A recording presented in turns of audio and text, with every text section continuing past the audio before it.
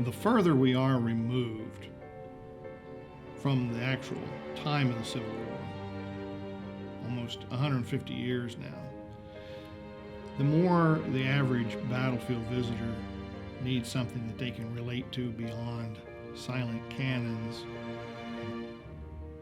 stone statuary. A human interest story, like Kirkland's. These are the things that can be related to. This is how somebody can say, what would I do in this situation? Would I have the guts to go out there over this wall and put myself in harm's way? Would I be that moved by the suffering of others to risk losing my life?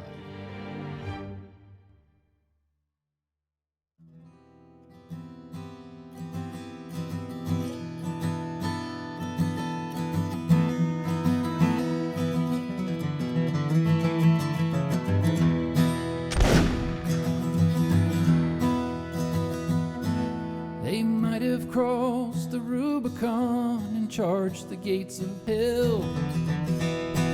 No mortal man could cross that land the rebels raked so well.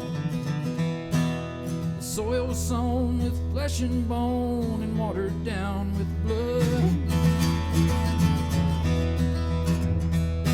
As drops of rain they fell to stain that field of frozen mud. Frozen mud.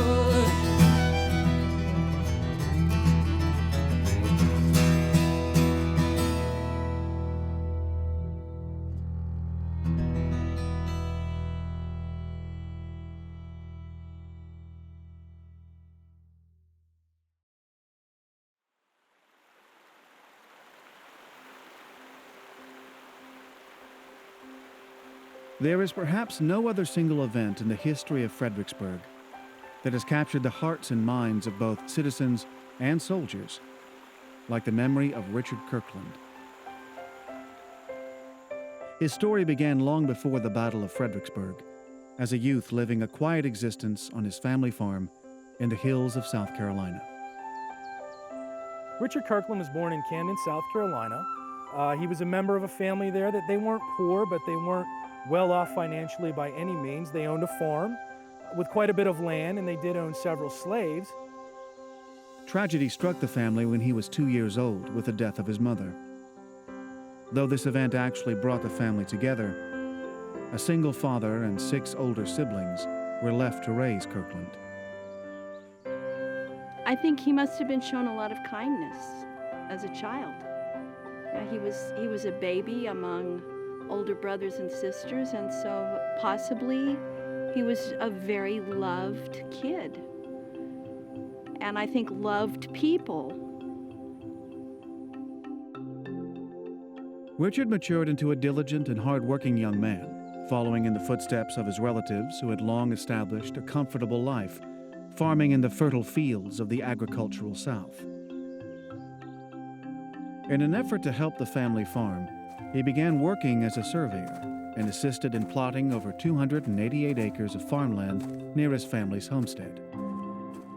However, beyond the property lines of the Kirkland farm, a storm was brewing on the horizon as the northern and southern states began to grow apart politically. Issues over states' rights and the institution of slavery became the mainstay of ardent debate and dissension. In 1859, an anti-slavery campaigner named John Brown had been convicted of leading a party of 21 men in a successful attack on the Federal Armory at Harper's Ferry. Following his capture, Brown was tried and convicted of insurrection, treason, and murder. His sentence was death by hanging. Despite its failure, the raid at Harper's Ferry ignited an abolitionist movement that threatened the economic backbone of the antebellum South. After a series of passionate debates, a call for secession was sent out to all who did not agree with the proposed principles of newly elected Republican President Abraham Lincoln. Kirkland's beloved home of South Carolina led the way toward a confederation and was the first state to officially secede from the Union. Within 2 months, 6 other states in the Deep South followed South Carolina and broke ties with the North. In an effort to preserve the sanctity of the United States, Lincoln announced the formation of 3 military regiments. Ironically, future General Robert E. Lee was originally offered command of the entire Federal Army. Lee, being first and foremost a native Virginian, respectively declined and refused to take up arms against his own people. He initially acted as an advisor to Confederate President Jefferson Davis and later assumed command of all Southern forces. Much like his supreme commander, Richard Kirkland also held his devotion to his home state above all others and would defend its homes and firesides if his duty were called upon. Military service was common in the lineage of his forefathers. It is recorded that at least 10 of his ancestors had fought in the Revolutionary War. To the Kirklands, duty was assumed as a birthright.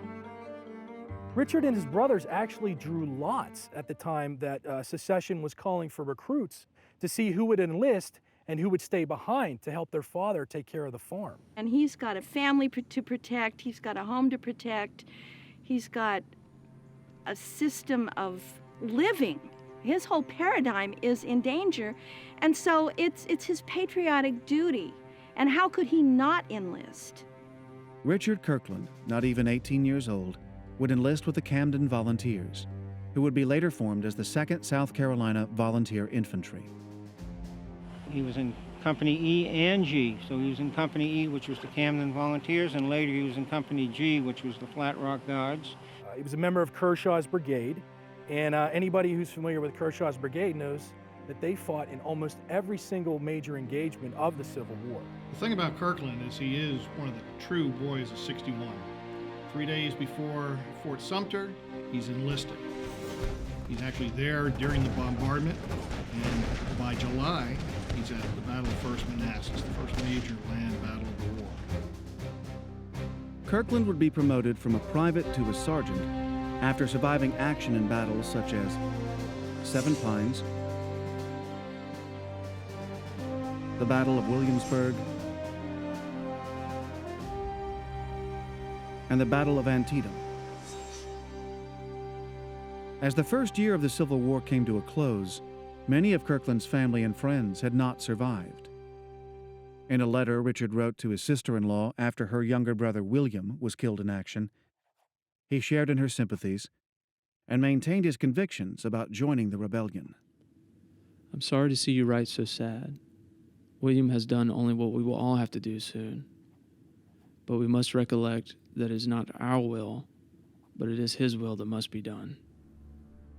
By the winter of 1862, Kirkland would measure his own convictions at one of the bloodiest and one-sided battles of the war. Union and Confederate armies converged at a city called Fredericksburg. The only barrier separating the two armies was the Rappahannock River, which stood as a boundary line between the North and the South. Battle of Fredericksburg was the last battle in the East of the first full year of the Civil War. It was determined that Fredericksburg was going to be an important location in the rush towards Richmond, which Lincoln looked as a quick and easy way of ending the war by taking over the capital of the Confederacy. Fredericksburg falls 50 miles south of Washington, D.C., so it's actually in the exact middle between the United States Capitol and the Confederate States Capitol. Ambrose Burnside, who was the commander at the time of the Union Army, determined that he was going to need to take this town. The man determined to stand in the way of Burnside's plans was the legendary Robert E. Lee, commander of the Army of Northern Virginia. It was in this army that Richard Kirkland's regiment belonged, the 2nd South Carolina. Robert E. Lee, who was a tactical genius, understood how important of a role Fredericksburg proved tactically, and he decided that that was going to be one of the major areas that he was going to defend and, in essence, try to prevent the Northern forces from crossing over into the Southern territories. Finally, with winter setting in, Burnside made the fateful decision to cross right in the teeth of the Confederate defense, right at Fredericksburg itself. His commanders didn't like that idea at all. They'd been here for several weeks, they'd seen the strong works here, and they realized that this was not a place to fight a battle. After crossing the Rappahannock River and taking possession of Fredericksburg, early in the morning on December 13, 1862, Union forces set their sights on the hills southwest of the city. By intentionally leaving the town to their enemy, Confederate forces were able to fortify their positions in the surrounding hills in anticipation of the arrival of the Federals. The most impenetrable of these positions was a hill called Mary's Heights.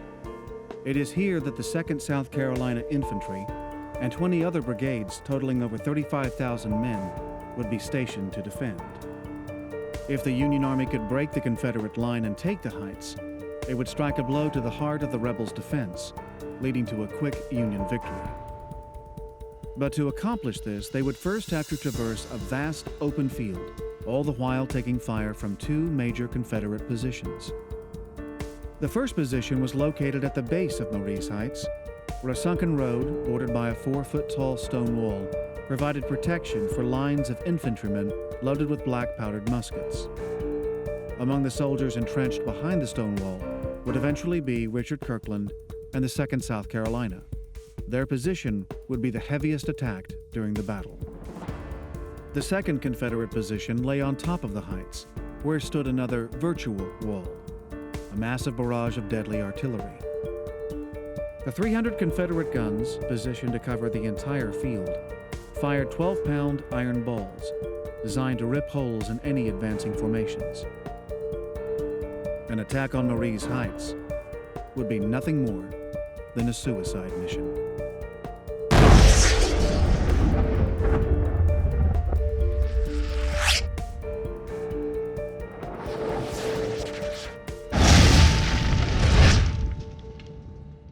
The Union forces on December 13th, in order to get to the Confederate position, had to march out of town, form a line of battle, and then sweep across an open field roughly a third of a mile in width without any protection whatsoever.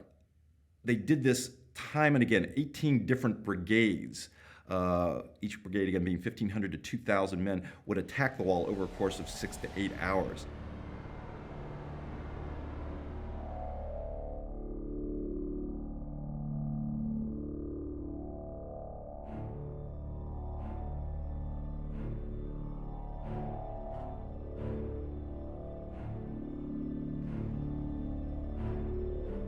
So they had people lined up 3 and 4 deep behind the wall so that the guy in front could take his shot and then he'd crawl back and reload, and the guy behind him then would take his shot, crawl back and reload.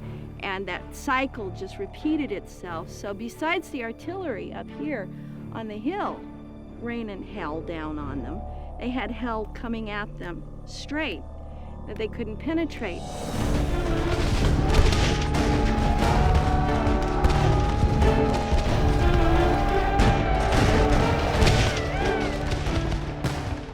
And the concentration of fire from the infantry formed up behind the wall was tremendous.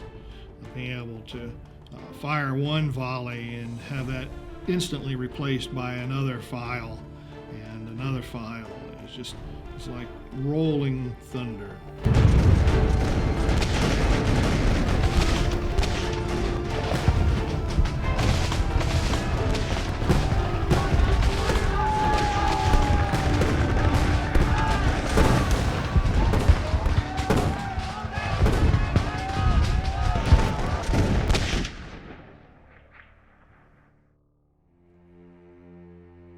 As the sun set on December 13th, just 12 days before Christmas, more than 17,000 Federal soldiers lay dead or dying on the battlefield.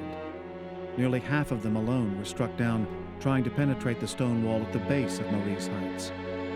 None of them were able to advance closer than 30 yards from the wall. One of the Southern generals commented, it wasn't battle, it was a slaughter. Federal soldiers made many attempts to rescue their fallen comrades over the course of the dark, cold night, but many were too close to the Confederate wall. As the numbness wore off and the feverish pain settled in, the wounded men began to desperately cry out for mercy from their enemies behind the stone wall. It was December of 1862. It was cold, and when you're wounded, you become extremely thirsty, and they were crying for water. God's sakes, water. For God's sakes, water. The Confederates behind the wall, including Kirkland, sat silently, listening. The evening of December 13th was a living nightmare, with the agonizing shrieks, moans, and groans coming from that open plain. The men behind the wall have to bear witness to this, have to try to regain their composure, have to try to rejuvenate their tired souls. And yet, this goes on all night. Kirkland struggled to rest amid the sound of wailing. Even the night sky offered no respite from the blood-red reminders of brutality as a rare aurora borealis danced overhead. By the morning of December 14th, Kirkland could take it no longer.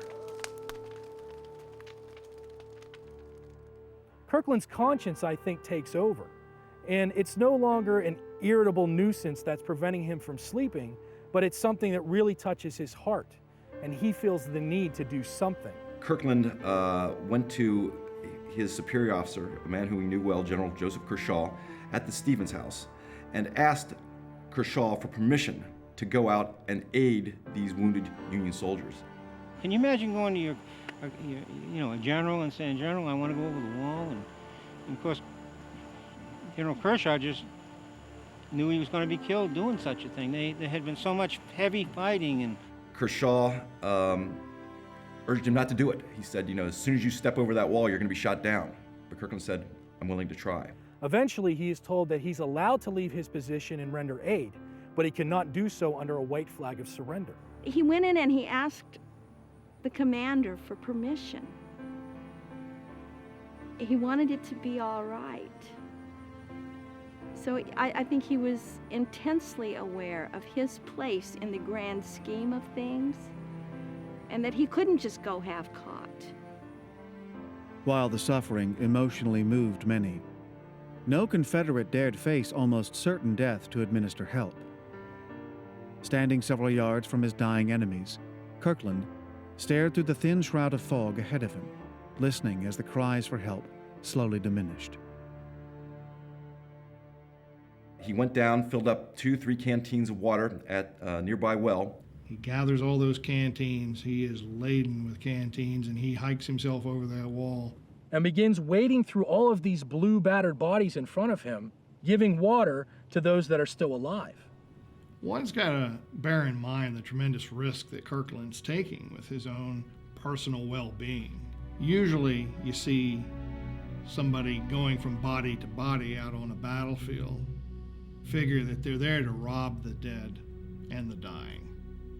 Now, Federal sharpshooters that are positioned in some of the buildings looking down into the field think that Kirkland is out there trying to rob these men of their boots, maybe their watches, other valuables that they may have. And they begin taking shots at him.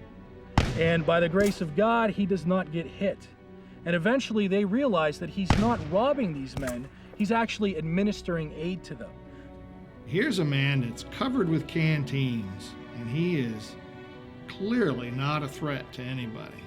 Few shots are fired.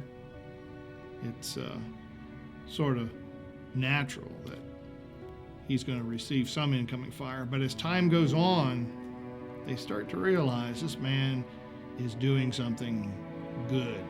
And as soon as Union and Confederate soldiers saw what he was doing, men on both sides began to cheer Kirkland, and all danger to the young sergeant at that point vanished.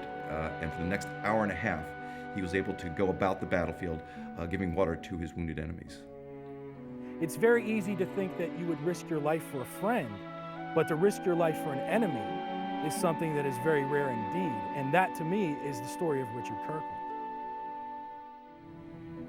You have to imagine for a moment that Kirkland's friends in the rank and file might have thought him mad, but they quickly saw that this was a man who was to be respected. He was putting himself at risk for the comfort of others. Here is literally an angel in their midst. After the Battle of Fredericksburg, the Union Confederate armies went into winter quarters for several months, only to emerge again in the spring of 1863 when they engaged one another again near Fredericksburg at a place called Chancellorsville. Kirkland's going to be engaged there, And then after that, the armies are going to move north into Pennsylvania for Lee's second invasion of the North, and are going to fight the bloodiest battle of the war, the Battle of Gettysburg. Although defeated at Gettysburg, Lee's army was in much better shape than his counterparts to the west, who had been losing ground to an aggressive Ulysses Grant. Out of necessity, seasoned soldiers were sent west to the Western Theater, including Kirkland's brigade, the 2nd South Carolina. It will arrive in Georgia in the fall of 1863, just in time for the Battle of Chickamauga, and it's in that battle that Richard Kirkland will fall. Kirkland's courage and tenacity actually led to his undoing. When Kershaw's brigade participated in the Battle of Chickamauga, Kirkland, who was a lieutenant at that time, was leading a group of men forward and advancing on the enemy, and basically got himself in a position where he had advanced further ahead than the rest of his line, putting himself in imminent danger. Eventually, he was shot in the chest, and as the ball pierced him, he fell to the ground, and 2 of his comrades ran up to grab him. And he said, "No, I'm done for." He knew he was gone. And he told them to save themselves, but to tell Pa that he had died right. He didn't want them to risk their lives anymore because he could feel that he was dying. So it was just a solid cord all the way through his life, it seems. Short life, pitifully short life.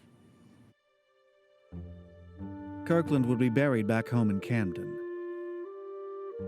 Years later, he would be joined in the old Quaker cemetery by the man who allowed his deed of mercy to happen, General Joseph Kershaw.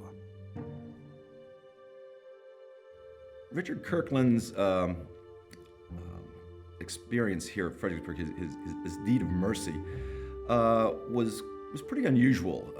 There were similar things like it, but certainly none that quite captures the imagination like Kirkland's did. It's not just a story that is remembered in his hometown in Camden, South Carolina, and it's not just a story that's remembered and commemorated here at Fredericksburg where his act took place.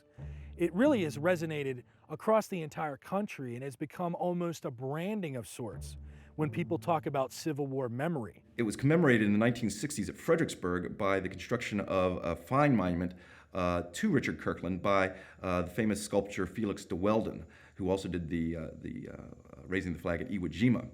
And de Weldon created this wonderful statue, which today rests very close to the site of where Kirkland performed his deed of mercy. In large part because of that monument, Kirkland is very well known today and has become, in some ways, a symbol of the Fredericksburg battlefield.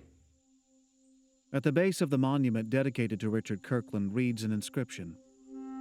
At the risk of his life, this American soldier of sublime compassion brought water to his wounded foes at Fredericksburg.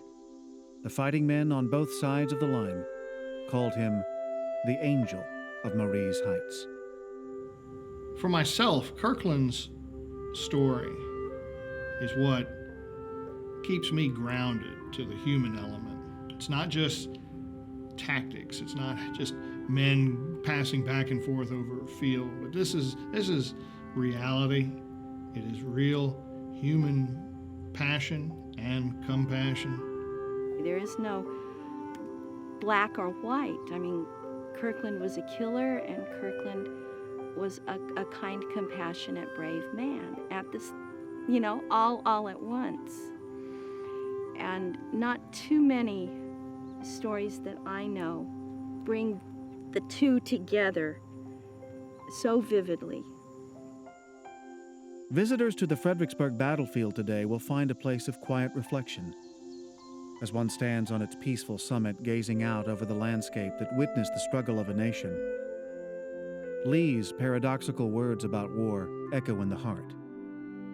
It is well that war is so terrible, lest we should grow too fond of it.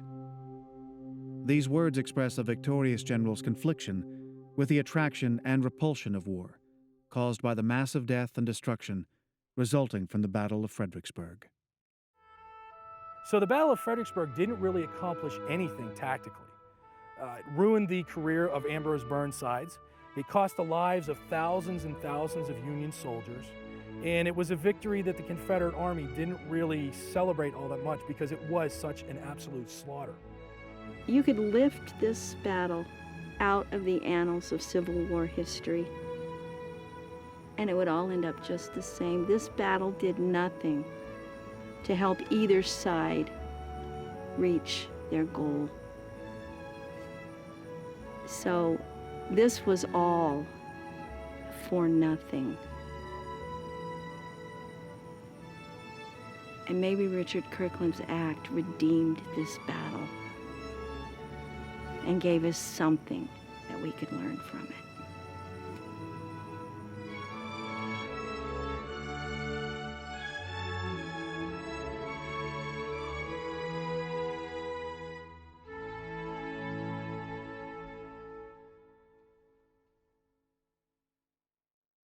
The Union boys, they opened with a rifle ball or two. But soon their guns were silent, for they saw what I would do. A rebel bearing water to the dying Yankee men. They drained what I could carry, then back to that well again. Back to that well again.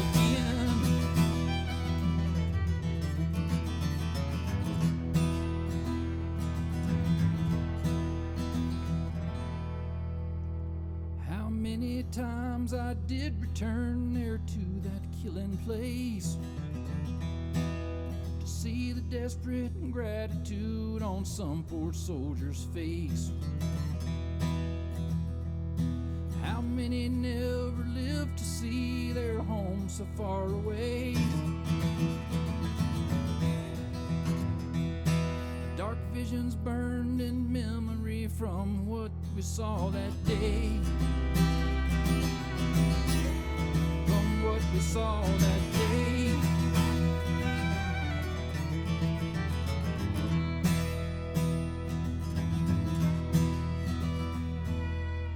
They might have crossed the Rubicon and charged the gates of hell.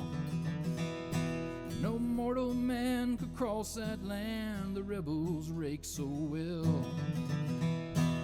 The soil was sown with flesh and bone and watered down with blood. As drops of rain they fell to stain that field of frozen mud.